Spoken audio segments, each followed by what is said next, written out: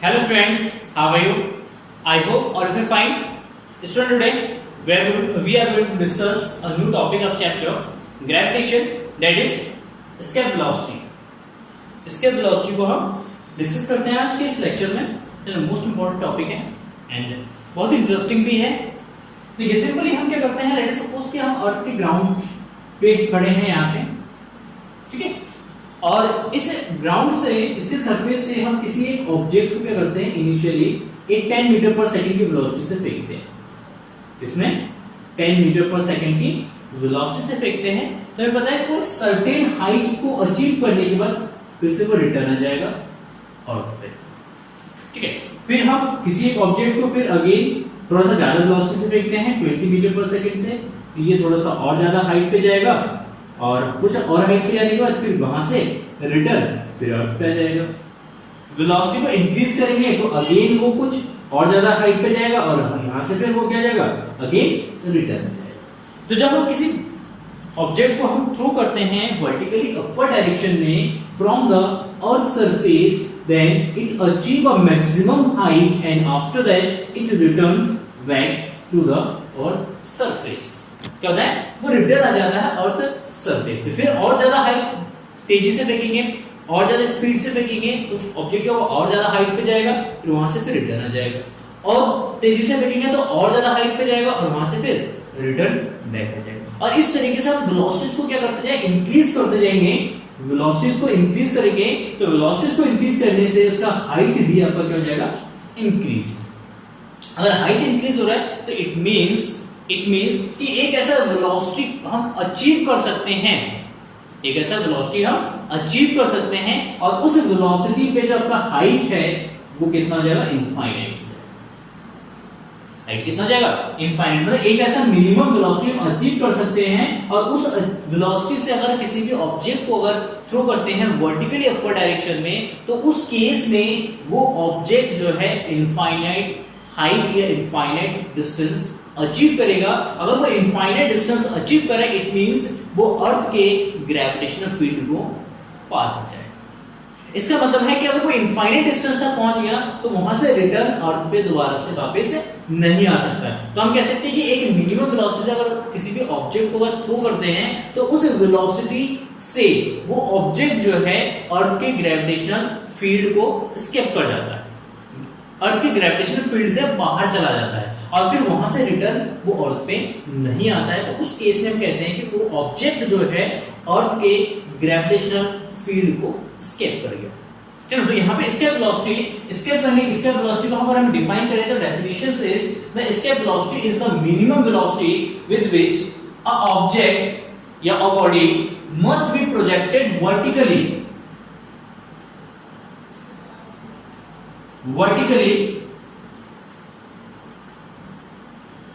vertically upward in order that it may just escape the gravitational field of the earth. मतलब ये just क्या करें, अर्थ के gravitational field को एस्केप कर जाए. जब ये अर्थ के ग्रेविटेशनल फील्ड से बाहर चला जाएगा तो उस मिनिमम वेलोसिटीज को, जिस मिनिमम वेलोसिटी से उसको फेंका गया है, जिस मिनिमम वेलोसिटी से उसको प्रोजेक्ट किया गया है वर्टिकली अपवर्ड डायरेक्शन में, तो उस मिनिमम वेलोसिटीज को कहते हैं escape velocity. That is called escape velocity. तो अर्थ के लिए जो एस्केप वेलोसिटी का वैल्यू होता है that is 11.2 kilometre per second. मतलब अगर आप किसी भी ऑब्जेक्ट को 11.2 किलोमीटर पर सेकंड के वेलोसिटी से अगर थ्रो करते हैं, इस वेलोसिटी से अगर थ्रो करते हैं वर्टिकली अपवर्ड डायरेक्शन में, तो वो ऑब्जेक्ट कभी भी अर्थ के ग्रेविटेशनल फील्ड में वापस नहीं आएगा. वो अर्थ के ग्रेविटेशनल फील्ड को पार करके कहां चला जाएगा, स्पेस में चला जाएगा और स्पेस में वो भटकता रहेगा, भटकती आत्मा की तरफ. ठीक है, तो यहाँ पे सिंपल सा डेफिनेशन है इसके वेलोसिटी का. डेरिवेशंस देखते हैं किस तरीके से हम इसके वेलोसिटी के लिए फॉर्मूला निकाल सकते हैं. तो इसके वेलोसिटी के लिए फॉर्मूला निकालने के लिए यहाँ पे हम यूज करेंगे वर्क एनर्जी थ्योरम, जो कि हमने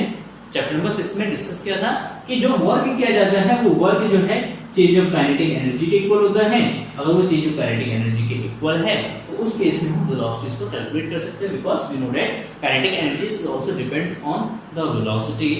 your speed of the particle. So now let's see. Okay. देखो सबसे पहले सिंपली लेट अस सपोज कि एक ऑब्जेक्ट जो है जिसका मास m है वो अर्थ सरफेस पे रखा हुआ है एंड इंस्टेंटली किसी इंस्टेंट उसको हम यहां से अर्थ सरफेस से कहां पे ले गए h हाइट पे पॉइंट a पे ले जाते हैं एंड जब ये पॉइंट a पर होगा तो अर्थ क्या करेगा, इस पे ग्रेविटेशनल पुल एक्सर्ट करेगा, ग्रेविटेशनल फोर्स एक्सर्ट करेगा अपने सेंटर की तरफ, ठीक है। तो इस केस में इस ऑब्जेक्ट पे एक फोर्स लगेगा दैट इज डाउनवर्ड डायरेक्शन, ठीक है। तो इसका एक्सप्रेशन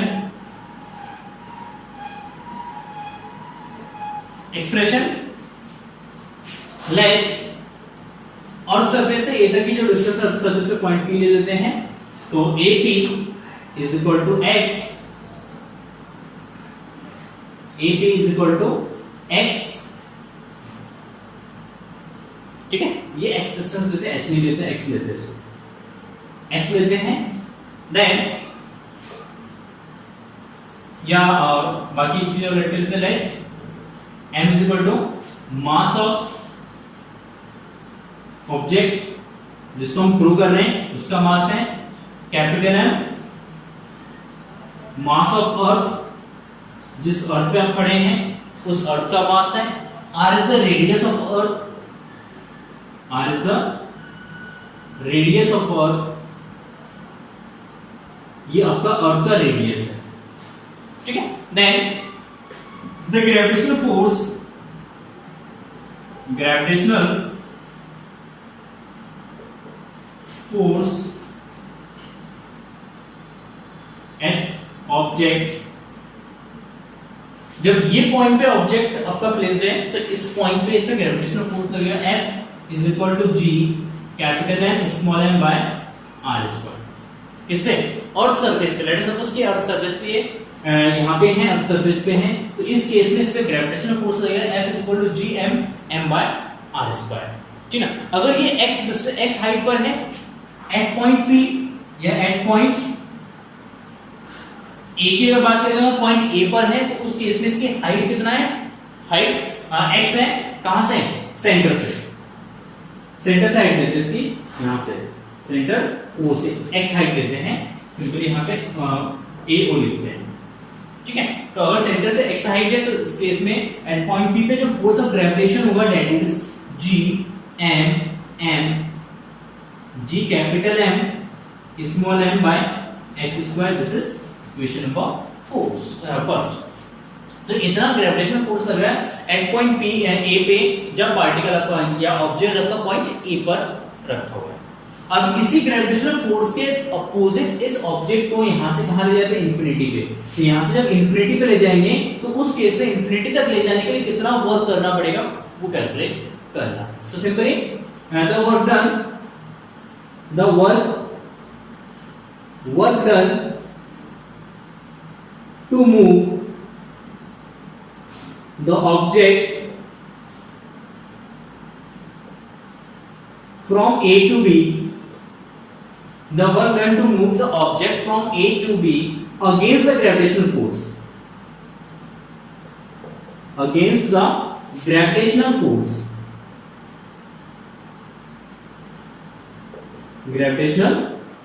ग्रेविटेशनल फोर्स के अगेंस्ट ले जाते हैं तो कितना वर्क करना पड़ेगा, दैट इज dw, छोटा सा डिस्प्लेसमेंट दे रहे हैं, a टू b ले जा रहे हैं, a टू b का डिस्प्लेसमेंट पर dx है, देन टोटल जो वर्क होगा छोटा सा अमाउंट पे नन्हा सा छोटा सा वर्क होगा, that is dw, and dw is equal to what, f into dx, what, f into dx, simple. अच्छा f कितना है हमारा, f है आपका, क्योंकि अगेंस्ट ले जा रहे उतना ही फोर्स आपको अप्लाई करना पड़ेगा, उतना ही फोर्स अगर अप्लाई करेंगे तो ये आपका हो जाएगा F is equal to G M G capital M small m by x square into dx। इतना में छोटा सा अमाउंट ऑफ वर्क हमें करना पड़ेगा जब इसको A टू B ले जा रहे हैं किसी इंस्टेंट है, जब A से B मूव कर रहे हैं तब हमें इतना वर्क करना पड़ेगा। अगर हम इस पार्टिकल को सिंपली अगर इसके अर्थ सरफेस से हम इनफाइनाइट डिस्टेंस पे ले जाते हैं तो कितना वर्क करना पड़ेगा, तो total work done to move, the total work done to move, the total work done to move the object from x is equal to r to x is equal to r to x is equal to infinity, मतलब x is equal to r distance है, x is equal to infinite distance तक ले जाने में कितना work करना पड़ेगा, that is total amount of work, और इसको हम कैलकुलेट करने के लिए इंटीग्रेशन का सहारा लेंगे। तो w is equal to integration of gm small m by x square of dx and limit initially इसको कहां से उठा रहे हैं, इनिशियली इसको r डिस्टेंस से उठा रहे हैं, तो यहां पे r और इसको कहां पे ले जा रहे हैं, इंफिनिटी पे, दैट इज इंफिनिटी। तो लिमिट हो जाएगा r टू इंफिनिटी, यहां पे इनिशियल लिमिट आता है और यहां पे आपका हमेशा फाइनल लिमिट लिया जाता है। तो यहां से simply g m m common आ जाएगा, कांस्टेंट है, तो r to infinity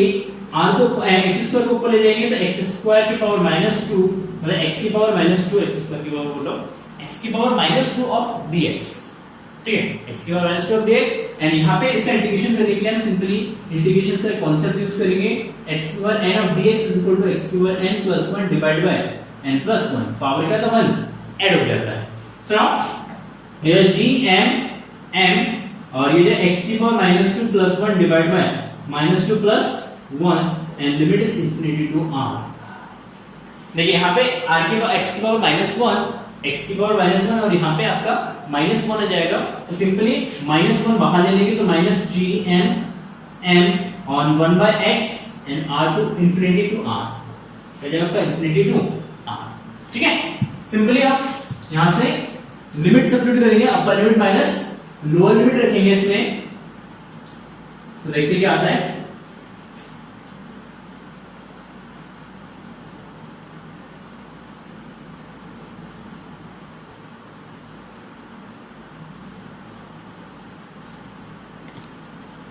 So now let's see,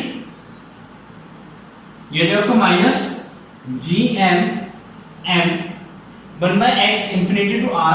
so now open limit 1 by infinity minus 1 by r, 1 by infinity is 0,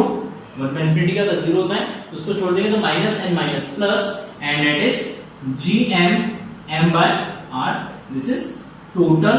work done. मतलब एक ऑब्जेक्ट को जिसका मास स्मॉल m है उसको इंफिनिटी से अर्थ सरफेस से अगर उसको इनफाइनाइट डिस्टेंस पे ले जाते हैं,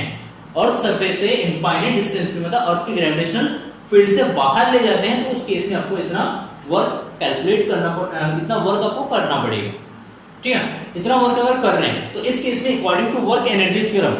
according to work energy theorem जब इतना वर्क करेंगे तो पोटेंशियल एनर्जी काइनेटिक एनर्जी तो बढ़ेगा, और काइनेटिक एनर्जी बढ़ने का मतलब है कि उसमें वेलोसिटीज भी बढ़ेगी, तो उस केस में काइनेटिक एनर्जी के केस में जो उसकी वेलोसिटी होगी, that velocity is called escape velocity. If vc is the escape velocity of object, then the kinetic energy k is equal to half of m vc का square, half of m vc का square according to work energy theorem, according to work energy theorem, the work energy theorem के according that is W is equal to K and W K की equal हो जाएगा, तो G capital M small m by R is equal to half of M VC का square, M से M cancel हो जाएगा आपका सिंपली, तो 2 का मल्टीप्लाई तो VC स्क्वायर, तो VC is equal हो जाएगा 2gm by r, 2gm by r. This is the first expression for the escape velocity of an object at any planet. किसी भी planet पे हम इसका यूज कर सकते हैं, बस planet के हिसाब से उसका मास चेंज हो जाएगा, उसका रेडियस चेंज हो जाएगा। अगर अर्थ पे कैलकुलेट करते हैं then we know that small g is equal to, देखिए सिंपली अगर हम स्मॉल g के कॉन्सेप्ट में अगर इसको लिखते हैं, then what we know that small g is equal to g capital M by r square, then एक आके तो मल्टीप्लाई कर देना तो rg is equal to gm by r, gm by r। तो देखिए यहाँ पे सिंपली gm by r की जगह हम क्या यूज कर सकते हैं, gm by r की जगह हम यहाँ पे rg यूज कर सकते हैं, then vc is equal to what, that is equal to root of 2g, ठीक है। ये आपका फॉर्मूला हो जाएगा अर्थ सरफेस पे अर्थ सरफेस पे एस्केप वेलोसिटी कितना होता है, that is vc is equal to root of, sorry vc नहीं, इसमें ve से रिप्रेजेंट करेंगे, एस्केप वेलोसिटी है ना ve, यहाँ पे e से रिप्रेजेंट करेंगे, ठीक है, सॉरी फॉर दैट, यहाँ से आपका e से रिप्रेजेंट करेंगे, तो ve is equal to root of 2g या 2gr, एंड 2gr यहाँ पे हम इसके वेलोसिटी को कैलकुलेट कर सकते हैं, and g is equal to we know that 9.8, r is equal to आपका 6.4 into 10 to the power 6 metre, 6 metre cubic, 6400 kilometre होता है, उसको मीटर में कन्वर्ट करेंगे तो रेडियस होता है आपका 6.4 into 10 to the power 6 metre, then ve is equal to what, root of 2 into 9.8 into ये जो 6.4 into 10 to the power 6, ठीक है, इसको कैलकुलेट करेंगे तो ये आएगा आपका सिंपली 9 to जो 18 plus 1 19 1 2 प्लस डेसिमल है into 6.4 into 10 to the power 6, देखिए सिंपली क्या करते हैं, यहाँ से एक 10 यहाँ पे ले लेते हैं, एक 10 यहाँ पे ले लेते हैं, ये जो root of 196 into 64 into 10 to the power 4, 10 एक 10 यहाँ से, एक 10 यहाँ पे ले लेंगे, डेसिमल खत्म हो जाएगा, 196 14 एंड 64 ये आपका 8 into 10 to the power 2 into 10 to the power 2, so now इसकी मल्टीप्लाई करेंगे तो 8 4 जा 32, 8 1 जा 8 plus 3 11 2 into 10 to the power 2 metre पर सेकंड, इसको किलोमीटर में अगर कन्वर्ट कर लेंगे that is 11.2 kilometre per second. तो अर्थ सरफेस पे जो इसका वेलोसिटी है वो इसका वेलोसिटी होता है 11.2 किलोमीटर पर सेकंड, मतलब जस्ट अगर आप 11.2 किलोमीटर पर सेकंड की स्पीड से अगर किसी भी ऑब्जेक्ट को फेंकेंगे तो जस्ट वो क्या करेगा, अर्थ सरफेस से या सॉरी अर्थ के ग्रेविटेशनल फील्ड से बाहर चला जाएगा, वो स्किप कर जाएगा, ठीक है, इसको स्किप करेगा एंड कहां चला जाएगा, आपके स्पेस पे चला जाएगा, स्पेस से रिटर्न बैक कभी भी अर्थ सरफेस पे नहीं आएगा, ठीक है। तो दिस इज इसके वेलोसिटी, बहुत ही सिंपल सा टॉपिक है, बहुत ही सिंपल सा चीज है, बस यहाँ पे इस पूरे कैलकुलेशन में अगर आप ऑब्जर्व करेंगे तो यहाँ पे हमने एयर रेजिस्टेंस को नेग्लेक्ट किया है, एयर रेजिस्टेंस को नहीं लिया है, अगर एयर रेजिस्टेंस को कंसीडर करेंगे तो उस केस में जो आपका इसके वेलोसिटी का वैल्यू है 11.2 किलोमीटर पर सेकंड से थोड़ा सा ज्यादा आएगा, ठीक है। अगर हम एयर रेजिस्टेंस को क्या करते हैं यहाँ पे कंसीडर करते हैं, तो यहाँ पे एक आइडियल केस ये है कि एयर रेजिस्टेंस को हमने कंसीडर नहीं किया है, तो आपका इसका वेलोसिटी आ रहा है 11.2 किलोमीटर पर सेकंड। इसी के अगर पर्पस से अगर देखें तो मून पे जो है इसके वेलोसिटी का वैल्यू होता है, मून पे एट मून है ना, मून पे इसका जो इसके वेलोसिटी का वैल्यू होता है VEM, इसको मून से रिप्रेजेंट करते हैं, तो इसका मून पे होता है 2.3 किलोमीटर पर सेकंड, जो कि बहुत ही नेग्लिजिबल, बहुत ही कम होता है इसकी कंपैरिजन में, ठीक है। और अगर हम बात करें मून पे जो गैसेस पार्टिकल्स हैं, उन गैसेस पार्टिकल की average root mean square velocity ही 2.6 किलोमीटर पर सेकंड होता है, 2.6 किलोमीटर पर सेकंड गैसेस की वेलोसिटी होती है, गैस पार्टिकल की velocity root mean square velocity होती है 2.6 किलोमीटर पर सेकंड। तो इसीलिए मून पे जो इसकी वेलोसिटी है वो इसकी कंपैरिजन में कम है, गैसेस की एवरेज वेलोसिटी की कंपैरिजन में कम है, तो इस कारण क्या होता है, मून पे जितने भी गैसेस पार्टिकल होते हैं वो वहां पे रिटेन करता ही नहीं, वो वहां चला जाता है स्पेस में मूव करने के लिए, तो इजीली मून के एटमॉस्फेयर को या मून के ग्रेविटेशनल फील्ड को क्या कर सकते हैं, वो स्किप कर सकता है, तो इसीलिए मून पे आपका एटमॉस्फेयर नहीं है। जब मून पे एटमॉस्फेयर नहीं है तो मून पे कभी भी लाइफ पॉसिबल नहीं होगा, क्योंकि लाइफ के लिए सबसे मोस्ट इंपोर्टेंट चीज क्या है, आपका एटमॉस्फेयर भी होना चाहिए, वहां पे गैसेस के लेयर्स भी होने चाहिए, अलग अलग तरीके के गैसेस भी होने चाहिए, जो कि मून पे कभी भी एग्जिस्ट नहीं करेगा। क्यों? क्योंकि मून का जो इसके वेलोसिटी है that is 2.3 kilometre per second. इसी के कंपैरिजन में अगर हम जुपिटर की बात करते हैं तो जुपिटर के इसके वेलोसिटी लगभग अपना 60 किलोमीटर पर सेकंड होता है, 60 किलोमीटर पर सेकंड, जो कि अर्थ की कंपैरिजन में बहुत ज्यादा है,